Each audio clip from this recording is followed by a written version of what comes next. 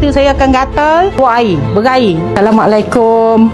Nama saya Asia ataupun di TikTok saya dikenali sebagai Umino. Sebenarnya saya ni dalam usia emas macam ni pun saya sangat aktif dengan TikTok. Oleh kerana kerap sangat ber-TikTok, kadang sampai berjam-jam kita menghadap telefon.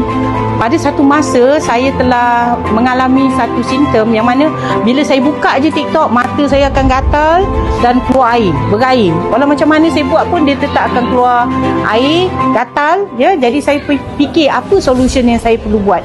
Saya ni memang takut sikit pergi klinik. Macam tu rasanya. Sampailah saya terjumpa dengan sahabat saya ber-TikTok sama juga, iaitu Mama Z. Tahniah Mama Z.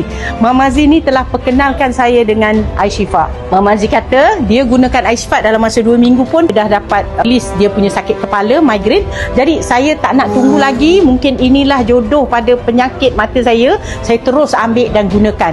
Alhamdulillah dalam masa 2 minggu mata saya berair dan gatal ni settle. Saya terus gunakan. The best result ialah saya tak pakai cermin mata lagi. Macam Ajah dikatalah kalau dia bercerita sampai dia ni kan. Tapi bagi saya pun macam tu juga. Saya sendiri rasa sebab Alhamdulillah dalam masa 2 minggu ke sebulan saya dah tak pakai cermin mata lagi.